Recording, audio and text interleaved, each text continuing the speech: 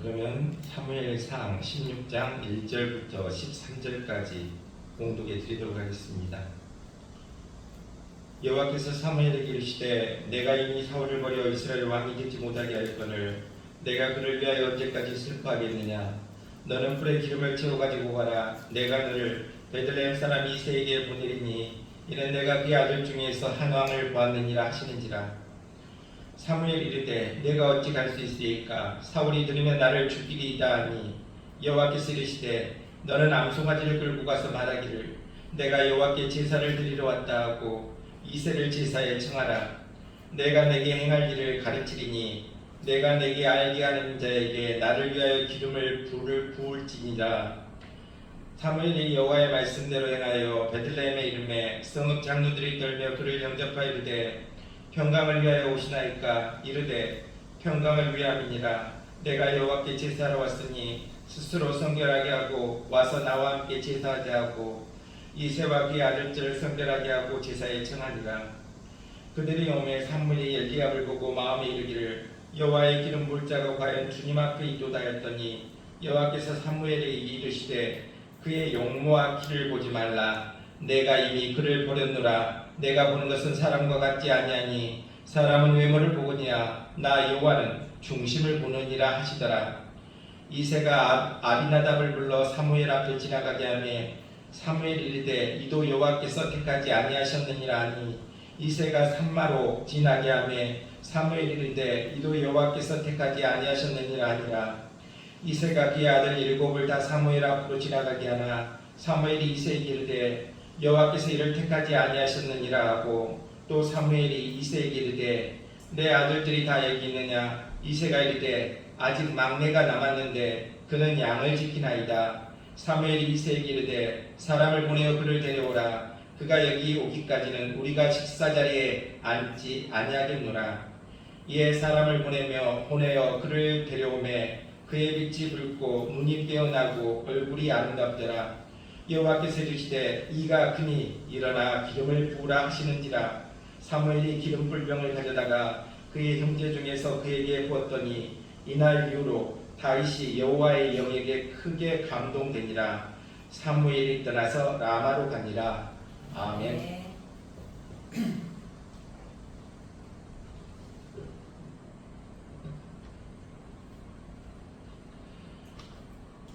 요즘 사람들은 되게 인기를 얻는 데 많이 노력하고 있습니다.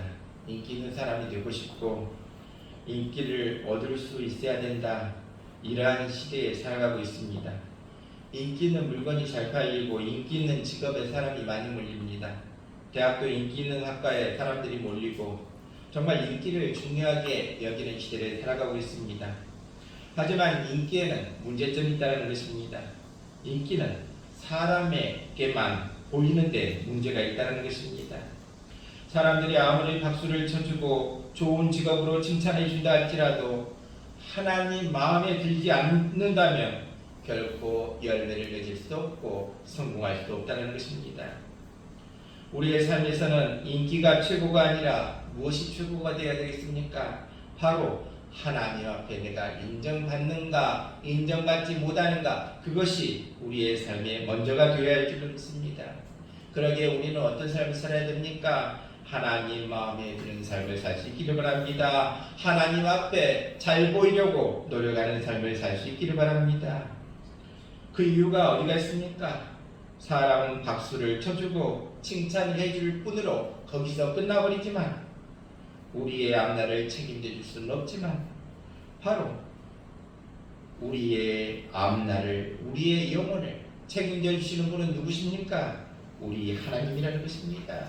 그러기에 우리가 하나님을 두려워하고 하나님을 귀히 여겨야 합니다. 그렇습니다. 우리가 사람을 의식하고 사람들에게 잘 보이려고 내가 노력하며 살았다고 하면 회개하고 하나님 앞에 잘 보여야 되는데, 내가 하나님 앞에 잘 보이며 살아가야 되는데, 하나님 중심으로 살아가야 되는데, 이와 같이 우리의 마음을 돌이킬 수 있기를 바랍니다. 성경에 보면 사람에게 잘 보이려 하다가 하나님 앞에 잘 못 보인 사람들이 많이 있다는 것입니다. 사람을 의식하고 사람에게만 맞추다가 하나님 앞에서는 버림받는 일이 많이 있다는 것입니다. 박수, 칭찬, 인기만 바라보다가 하나님 두려운 줄도 모르고 하나님 뜻을 무시하고 하나님을 저버리고 살아가는 사람들이 많이 있다는 것입니다. 그러기에 우리는 누구를 바라보고 살아가야 되겠습니까? 하나님을 바라보고 살아갈 수 있기를 바랍니다. 그것이 바로 하나님이 원하시는 삶이라는 것입니다. 하나님이 원하시는 삶, 하나님만 바라보고 살아갈 때 우리 인생은 실패가 없다 말씀해 주고 있습니다. 야고보서 1장 16절로 17절에 내 사랑하는 형제들아 속지 말라. 온갖 좋은 은사와 온전한 선물이 다 위로부터 빛들의 아버지께로부터 내려오나니 그는 변함도 없으시고 회전하는 그림자도 없으시니라 말씀해 주고 있습니다. 귀한 것은 어디서부터 온다고 했습니까? 위로부터 온다. 바로 사람으로부터 오는 것이 아니라 우리 하나님 아버지로부터 온다 말씀해 주고 있습니다. 그럼에도 불구하고 우리는 어떤 삶을 원하고 있습니까? 사람들의 박수 소리를 얼마나 듣기를 원하고 살아가고 있습니까? 우리가 칭찬에 연약해질 때가 얼마나 많았습니까? 하지만 우리는 깨달아야 합니다. 나의 실제 모습은 하나님만이 아신다는 것입니다. 하나님 손에 달려있다는 것입니다. 하나님으로 말미암아 모든 것들을 얻을 수도 있고 모든 것들을 잃을 수도 있다. 그러한 생각이 우리 마음속에 자리 잡을 수 있기를 바랍니다. 누가복음 16장 15절의 말씀을 보면 사람 앞에 높임을 받는 자는 오히려 하나님 앞에 미움을 받는다. 이와 같이 말하고 있습니다. 사람에게 잘 보이려는 사람치고 하나님 앞에 잘 보이려는 사람은 없다는 것입니다. 바로 사람에게 잘 보이려면 사람 앞에 그리고 하나님 앞에 잘 보이려면 하나님 앞에 노력해야 한다는 것입니다. 그러기에 우리는 누구를 향해 나가야 되겠습니까? 누구에게 잘 보이려고 나가야 되겠습니까? 하나님 앞에 잘 보이려고 나아갈 수 있기를 바랍니다. 왜 그렇습니까? 우리 하나님은 우리의 앞날을, 우리의 생명을 주장하시기 때문이라는 것입니다. 그렇습니다. 우리는 누구를 두려워해야 됩니까? 하나님을 두려워하며 나아가야 될 줄로 믿습니다. 하나님을 두려워하는 정치, 하나님을 두려워하는 신앙, 하나님을 두려워하는 심령은 하나님께서 사랑해 주시겠다 약속해 주고 있습니다. 왜 우리가 하나님을 두려워합니까? 바로 하나님은 우리의 무엇을 보신다고 했습니까? 우리의 중심을 보신다. 중심을 보신다. 사무엘상 16장 7절을 보면 하나님께서 사무엘에게 사람은 외모를 보거니와 나 여호와는 중심을 보느니라 말씀해 주고 있습니다. 하나님은 사람들이 저거 중요한데 그걸 중요하게 생각지 않는다는 것입니다. 바로 마음의 중심을 보신다. 마음의 중심을 보신다. 이와 같은 하나님이심을 믿고 나아갈 수 있기를 바랍니다. 또한 하나님은 은밀한 중에 보시는 하나님이십니다. 마태복음 6장에 보면 예수님께서 하나님은 언제나 은밀한 중에 보신다 말씀해 주고 있습니다. 내가 혼자일 때 나를 보고 계신다고 말하고 있습니다. 나를 영적으로 보시고 육적으로 보시지 않는다. 바로 하나님은 나의 어디를 보신다? 속사람을 보신다. 하나님은 나의 어디를 보신다? 나의 중심을 보신다 말씀해 주고 있습니다. 그러기에 하나님의 손에 달려있는 운명, 하나님 손에 달려있는 생명, 우리는 그러한 삶을 살아가고 있음을 기억할 수 있기를 바랍니다. 그렇다면 우리는 누구에게 잘 보여야 되겠습니까? 누구를 두려워하며 살아가야 되겠습니까? 오직 우리의 중심을 보시는 하나님께 잘 보이면서 또 우리의 중심을 보시는 하나님을 두려워하면서 나아갈 수 있기를 바랍니다. 우리 하나님은 어떤 사람을 사랑하신다고 했습니까? 하나님을 두려워하는 사람. 하나님을 두려워하는 사람을 하나님은 사랑하신다 말씀해 주고 있습니다. 오늘 본문의 말씀을 보니까 이스라엘의 초기왕 사울이 하나님 보시기에 마땅치 못한 행동을 하게 됩니다. 하나님은 그를 피하시고 새로운 왕을 세우시기로 하셨습니다. 그래서 당신의 종 사무엘을 이새라는 사람의 집에 보내십니다. 이새의 아들 중에서 하나를 선택해서 이제 사울 다음에 왕으로 삼으려 하셨다는 것입니다. 이새의 집에 도착한 사무엘은 그가 방문한 이유를 설명하고 이제 아들 하나하나를 심사하게 됩니다. 이새의 맏아들 엘리압을 입이 나옵니다. 엘리압을 보니 이 사람이다. 하나님 보시기에 아름답겠구나. 이 사람이구나 싶어 그에게 기름을 부으려고 했습니다. 그런데 하나님은 뭐라고 하십니까? 그가 아니다. 둘째도 아니다. 셋째도 넷째도 아니다. 7째까지 보았지만 모두 왕이 될 정도가 아니었습니다. 그래서 사무엘이 이새에게 묻습니다. 혹시 다른 아들이 없느냐고 묻습니다. 그제야 이새가 대답합니다. 막내가 있긴 있습니다마는 들에서 양을 치고 있습니다. 아마 아버지인 이새가 보기에는 막내는 큰 일을 할 만한 자격이 없다고 판단했던 것 같습니다.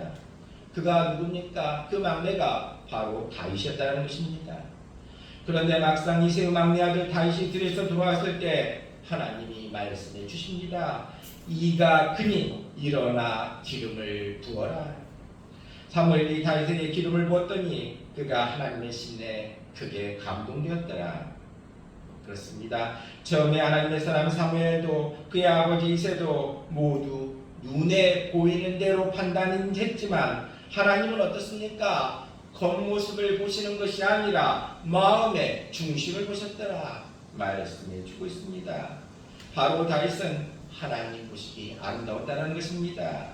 그는 정말 하나님의 사랑받을 만한 사람으로 보였던 것입니다. 왜 그가 하나님의 사랑받을 사람으로 보였습니까? 어떻게 그가 하나님이 찾으시던 사람으로 인정될 수 있었겠습니까? 왜 그랬겠습니까? 바로 그는 성실했기 때문입니다. 바로 다윗은 성실했다는 것입니다. 다윗은 들에서 무엇을 하고 있었습니까? 양을 지키고 있었습니다. 아버지 집에서는 무슨 일이 벌어졌습니까? 제사와 잔치가 벌어지고 있었는데 다윗은 혼자 들에 나와 아버지의 양을 돌보고 있었다는 것입니다. 양치는 일을 아버지가 시켜서 하게 되었지만 다윗은 이 일을 하나님이 맡기신 일이라고 생각하고 열심히 했다는 것입니다. 양 한 마리라도 혹시 맹수가 물어가려고 하면 목숨을 걸고 싸웠습니다. 그까지 양 한 마리쯤이야 하지 않고 아버지의 양을 철저히 지켰다는 것입니다. 하나님 바로 이런 성실함을 인정해 주셨다는 것입니다. 하나님께서 다윗에게 한 나라를 맡기시기 전에 양을 지키는 일을 먼저 시키셨습니다. 양을 돌보는 목자 노릇도 제대로 못하는 사람이 어떻게 나라를 다스리는 왕이 될 수 있겠느냐? 하나님은 그러한 모습을 보셨다는 것입니다. 시편 78편 70절에 그 종 다윗을 택하시되 양의 우리에서 취하시며 이와 같이 말하고 있습니다. 택함을 받으려면 어떻게 해야 된다? 양치는 일같이 하찮게 보이는 일일지라도 성실해야 된다 말씀해 주고 있습니다. 모세를 보십시다. 모세가 애굽의 왕궁에서 편안히 지낼 때 하나님이 모세를 부르신 게 아니라는 것입니다. 미디안 광야에서 성실히 양 한 마리 한 마리를, 그것도 자기 양도 아닌 장의 양을 지키는 그를 부르셔서 당신의 백성을 애굽에서 이끌어내는 큰 일을 맡기심을 우리는 보게 됩니다. 또한 하나님은 남왕국 유대의 시골 드고아야에서 양을 치며 뽕나무를 재배하던 농부 아모스를 부르십니다.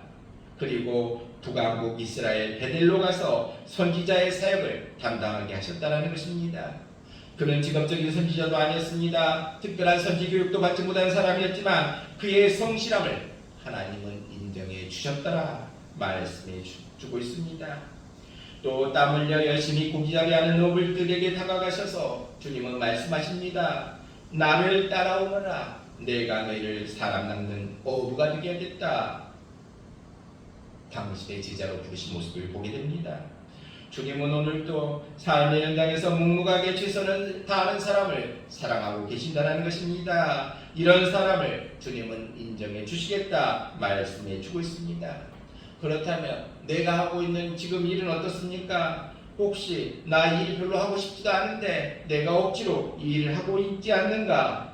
내가 또 겨우 이런 일 하려고, 내가 과연 이런 일 하려고 지금 이런가, 나 자신에게 불만이 있을지도 모른다는 것입니다. 다른 사람이 하는 일은 중요해 보이지만 내 일은 왜 이렇게 하찮게 보일까, 이러한 생각을 가질 수도 있을지도 모른다는 것입니다. 하지만 위대한 일이 따로 있는 것이 아니라는 것입니다. 어떤 일을 하든 그것을 주님이 주신 일이다, 주님이 주신 일이다 믿고 하느냐, 그것을 믿지 않고 하느냐가 중요하다는 것입니다. 마치 나무 일을 해주는 것처럼 생각하는 사람은 하나님의 사람이 될 자격이 없다는 것입니다. 하지만 아무리 작은 일이라도 적당히 하는 사람은 하나님이 인정해 주시지 않고, 어떤 일일지라도 최선을 다해서, 작은 일일지라도 최선을 다해서 나아가는 사람을 하나님은 사랑해 주시겠다 약속해 주고 있습니다. 다시 우리 본문으로 돌아오면, 집에서 제사와 잔치를 벌이고 있을 때 다윗은 무엇을 하고 있었습니까? 홀로 들에 남아 양을 돌보고 있었다는 것입니다. 형들은 왕을 뽑는 자리에 참석해 잔뜩 기대를 가지고 있을 때 막내 다윗은 배고프고 외로운 들판에서 양을 돌보고 있었다는 것입니다. 그럼에도 불구하고 그는 나는 홀로 남겨지지 않았다, 그러한 생각을 하지 않았다는 것입니다. 불평도 낙담도 하지 않았다는 것입니다. 그저 맡겨진 아버지의 양떼를 성실하게 돌보았더라. 바로 하나님이 주신 일인 줄 믿고 최선을 다했다 말씀해 주고 있습니다. 그렇습니다. 우리도 마찬가지입니다. 우리 주님은 작은 일에 충성된 자에게 큰 일을 맡기겠다 말씀해 주고 있습니다. 어떤 조건에서도 최선을 다하는 사람이 주님의 일꾼이 될 수 있다 말씀해 주고 있습니다. 그러기에 주님은 눈앞의 이득을 생각하지 않고 성실하게 일하는 사람을 하나님 나라의 일꾼으로 써주시겠다 말씀해 주고 있습니다. 그렇습니다. 하나님의 사랑을 받는 사람, 하나님의 마음에 합한 사람은 다윗처럼 작은 일일지라도 성실한 사람, 어떠한 처지에도 맡겨주신 일에 최선을 다하는 사람을 하나님은 사랑해 주시겠다 약속해 주고 있습니다. 또한 다윗은 바쁜 일상 중에도 늘 마음을 어디를 향하고 있었겠습니까? 하나님만을 향해 있었다는 것입니다. 목자의 생활 결코 편안한 생활이 아닙니다. 하루하루를 고단하게 지내야 합니다. 그들은 잠시도 가만히 앉아 있을 수가 없었다는 것입니다. 왜 그렇습니까? 새로운 목초지로, 새로운 마실 물이 있는 곳으로 찾아다녀야 했기 때문입니다. 또 사나운 들짐승들, 도적의 위험이 항상 도사리고 있었기 때문에 잠도 제대로 잘 수가 없었습니다. 목자였던 다윗, 다른 목자들처럼 고단하고 분주한 하루하루를 보낸 삶을 보냈다는 것입니다. 웬만한 사람들 같으면 맨날 돌아오는 그 일상, 그저 일상에 지쳐 그럭저럭 세월을 보낼 수도 있을지 모르지만 다윗은 그렇게 하지 않았다는 것입니다.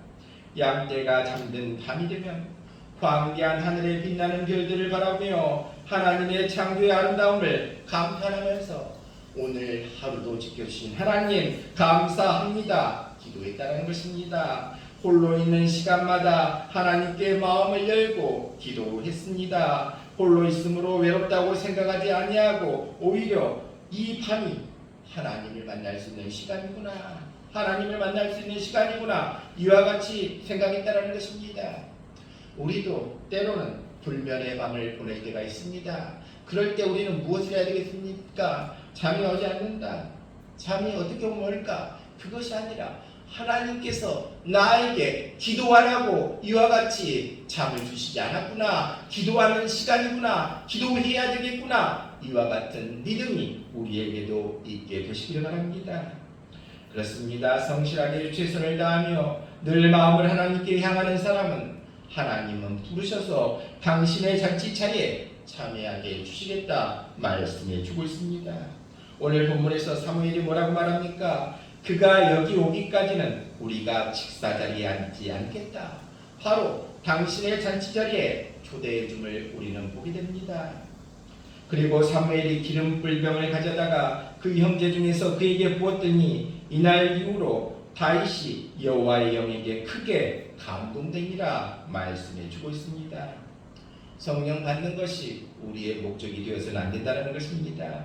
다만 주님께서 또 우리 하나님께서 맡겨주신 일을 성실하게 감당해 나가고 하나님께로 늘 마음을 향해 나아가는 사람들을 하나님은 인정해 주시고 하나님의 일꾼이 되게 해 주실 뿐만 아니라 성령을 선물로 주시겠다 약속해 주고 있습니다. 어떤 처지에 있을지라도 성실하고 어떤 일을 맡겨도 최선을 다하고 마음을 활짝 열고 우리가 이러한 하나님, 우리가 최선을 다할 때 성실하게 나아갈 때 우리를 사랑해 주신 그 하나님을 우리의 마음속에 모시며 나아가는 우리 모두 될 수 있기를 바랍니다. 바로 우리 하나님은 어떤 하나님이시라고 했습니까?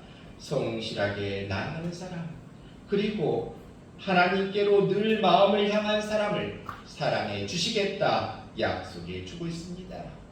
또 하나님은 어떤 사람을 사랑하십니까? 우리의 모든 것들을 맡기는 사람을 하나님은 사랑해 주시겠다 말씀해 주고 있습니다. 하나님을 믿는 성도는 하루 세끼 밥 먹을 수도 있고 등을 붙이고 잠잘 곳이 있으면 얼마든지 행복할 수 있다는 것입니다. 우리의 입에서 찬송이 나오고 우리의 발걸음이 하나님의 성전에 나와 예배 드릴 수 있다면 얼마나 감사할 일이겠습니까? 밤낮 무엇을 먹을까, 무엇을 마실까, 무엇을 입을까 하는 사람들, 그들은 결코 행복할 수 없다는 것입니다. 하지만 사람은 먹고 입고 사는 것으로 만족하지 않고 더 많이 가지려는 탐욕 때문에 근심, 걱정, 염려에 빠지게 된다는 것입니다. 내일이 불안하니까 내가 죽을 때까지 먹고 입고 쓰고 살아갈 것을 쌓아두지 않으면 늘 불안한 삶을 살아간다는 것입니다. 나뿐만 아니라 나의 자자 손손 재물을 풍족하게 살아갈 수 있도록 수단 방법을 갖지 않고 돈을 모으려고 하는 사람들이 많이 있다는 것입니다. 돈에 대한 욕심이 끝이 없고 돈을 우상으로 섬기는 사람이 많이 있다는 것입니다. 그러기에 예수님은 마태복음 6장 24절에 너희가 하나님과 재물을 겸하여 섬기지 못하느니라 말씀해 주고 있습니다. 사도 바울은 디모데전서 6장 9절로 10절에 부하려는 자들은 시험과 올무와 여러 가지 어리석고 해로운 욕심에 떨어지나니 곧 사람으로 파멸과 멸망에 빠지게 하는 것이라. 돈을 사랑함이 일만하게 뿌리가 되나니 이것을 탐내는 자들은 미혹을 받아 믿음에서 떠나 많은 근심으로써 자기를 찔렀도다 말씀해 주고 있습니다. 잠언 17장 22절에 마음의 즐거움은 양약이라도 심령의 근심은 뼈를 마르게 하느니라 말씀해 주고 있습니다. 그렇습니다. 믿음이 없는 세상 사람들은 무엇을 먹을까, 무엇을 마실까, 무엇을 입을까, 무슨 집에 살까, 어떻게 하면 부귀영화를 누려볼까 근심, 걱정, 염려 중에 살아가지만 우리들은 어떤 삶을 살아가야 됩니까? 믿음 가지고 감사와 기쁨 그리고 영생을 소망하며 우리가 살아가야 될 줄로 믿습니다. 그렇습니다. 우리 삶이 아무리 어렵고 공공하더라도 답답한 일을 당하더라도 임마누엘 하나님이 나와 함께 하시고 나를 지켜주시고 나를 인도해 주시다라는 굳센 믿음을 가지고 우리의 모든 것 하나님께 다 맡기며 나아가는 우리 모두 될 수 있기를 바랍니다. 하나님께 맡기는 사람, 하나님께 맡기는 심령, 하나님은 사랑해 주시겠다 오늘 우리에게 약속해 주고 있습니다. 또한 하나님께 사랑받는 사람은 지난날 나를 지켜주신 하나님을 기억하는 사람이다. 지난날 나를 지켜주신 하나님, 그 하나님의 은혜를 기억하는 사람을 하나님은 사랑하신다 말씀해 주고 있습니다. 사무엘상 7장 7절로 12절에 보면 다음과 같이 말씀해 주고 있습니다. 이스라엘 자손이 미스바에 모였다 함을 블레셋 사람이 듣고 그들의 방백들이 이스라엘을 치러 올라온지라. 이스라엘 자손들이 듣고 블레셋 사람을 두려워하여 이스라엘 자손이 사무엘에게 이르되 당신은 우리를 위하여 우리 하나님 여호와께 쉬지 말고 부르짖어 우리를 블레셋 사람의 손에서 구원하게 하소서 하니 사무엘이 젖먹는 어린 양 하나를 가져다가 온전한 번제를 여호와께 드리고 이스라엘을 위하여 여호와께 부르짖음에 여호와께서 응답하셨더라. 사무엘이 번제를 드릴 때 블레셋 사람이 이스라엘과 싸우려고 가까이 오매 그날에 여호와께서 블레셋 사람에게 큰 우레를 발하여 그들을 어지럽게 하시니 그들이 이스라엘 앞에서 패한지라. 이스라엘 사람들이 미스바에서 나가서 블레셋 사람을 추격하여 뱃갈 아래에 이르기까지 쳤더라. 사무엘이 돌을 취하여 미스바와 센 사이에 세워 이르되 여호와께서 여기까지 우리를 도우셨다고 그 이름을 에베네셀이라 하니라. 이와 같이 말씀해 주고 있습니다. 이 말씀의 내용이 뭡니까? 바로 풍전등화 같은 이스라엘을 도우신 이야기라는 것입니다. 블레셋의 속국이라 다름없던 그 시대에 사무엘이 등장해서 이스라엘을 미스바에 모이게 하고 이들을 결속시키게 됩니다. 이에 블레셋은 군대로 움직여 이 상황을 와해시키려고 했습니다. 점점 다가오는 블레셋의 군대 앞에서 번제를 들고 기도하는 사무엘과 이스라엘 백성들, 결과가 뻔히 보이는 그 싸움에서 하나님은 어떻게 하십니까? 응답하시어 큰 우레로 블레셋을 흩으시기 시작하시고 온비백산에서 도망치는 블레셋을 이스라엘이 뱃갈 아래에까지 따라가 쳤다라는 내용이 방금 읽은 말씀이라는 것입니다. 사무엘은 이 사건을 기념하여 돌을 세우고 그곳을 에베네셀이라 이와 같이 불렀습니다. 에베네셀이라는 의미가 뭡니까? 도움의 돌이다. 도움의 돌이다. 또 여기까지 우리를 도우셨다. 여기까지 우리를 도우셨다. 이러한 의미의 뜻이라는 것입니다. 이 말씀을 통해서 우리들도 기억해야 합니다. 무엇을 기억해야 합니까? 우리들도 우리가 받았던 지난 은혜를 기억해낼 수 있어야 합니다. 내가 오늘 이 자리에 있기까지 하나님의 도우심이 있었기에 지금의 내가 있구나. 하나님이 도우셔서 오늘 내가 있구나. 그러한 은혜를 기억할 수 있기를 바랍니다. 사무엘은 그것을 이스라엘 백성들에게 가르치고 싶었습니다. 그것을 가르치고자 그리고 후세에 남기고자 기념비를 세웠다는 것입니다. 그렇습니다. 우리도 에베네셀 그 기념비를 이들이 세웠듯이 우리 마음속에 기념비를 세울 수 있기를 바랍니다. 오늘 내가 나됨은 하나님의 은혜다. 지금까지 지켜주신 하나님의 은혜 감사하면서 우리도 마음속에 그 기념비를 세울 수 있기를 바랍니다. 그 기념비 에베네셀 이 기념비를 누구를 위해서? 후세들을 위해서 바로 하나님이 우리를 지금까지 지켜주셨다. 그러한 사실을 대대 손손으로 알리기 위해서 기념비를 세웠듯이 우리도 이 하나님이 주신 은혜를 우리 마음속에 기념비로 세울 수 있기를 바랍니다. 그래서 그 기념비를 우리도 우리 후손들에게 물려줄 수 있기를 바랍니다. 아, 나의 아버지, 나의 어머니, 나의 할머니, 할아버지 그분들이 받았던 은혜, 그분들을 지켜주셨던 그 하나님이 나도 지켜주실 것이다. 그분들이 받았던 은혜가 나도 그 은혜를 받고 나아갈 줄 믿습니다. 이와 같이 후손들에게도 물려줄 수 있는 기념비적인 그러한 기념비, 하나님께 받았던 은혜를 마음속 깊이 새겨서 후손들에게도 물려줄 수 있는 귀한 우리 모두 될 수 있기를 바랍니다. 바로 하나님께 사랑받는 사람은 어떤 사람이라고 했습니까? 지난날 나를 지켜주신 하나님을 기억하는 사람을 하나님은 사랑해 주시겠다 말씀해 주고 있습니다. 오늘 시간 우리에게 하나님은 사랑해 주신다. 어떤 사람을 사랑해 주신다? 하나님을 두려워하는 사람을 하나님은 사랑해 주신다 말씀해 주고 있습니다. 하나님은 어떤 사람을 사랑하신다고 했습니까? 하나님 맡겨주신 일이 아무리 작은 일일지라도 성실하게 최선을 다하는 사람을 하나님은 사랑해 주신다. 그리고 하나님은 어떤 사람을 사랑하신다고 했습니까? 늘 하나님께로 마음을 향한 사람, 늘 하나님만 생각하는 사람을 하나님은 사랑해 주신다 말씀해 주고 있습니다. 또 하나님은 어떤 사람을 사랑하신다고 했습니까? 하나님께 나의 염려, 근심, 걱정 모든 것들을 맡기는 사람을 하나님은 사랑해 주신다 말씀해 주고 있습니다. 또 하나님은 어떤 사람을 사랑하신다고 했습니까?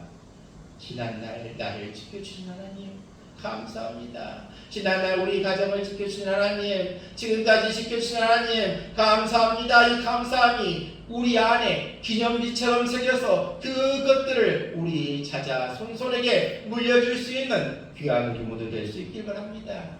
그래서 우리 모두 하나님이 사랑하는 자, 그리고 우리 모두는 하나님께 사랑받는 귀한 우리 모두 다 될 수 있기를 주님의 이름으로 축원합니다.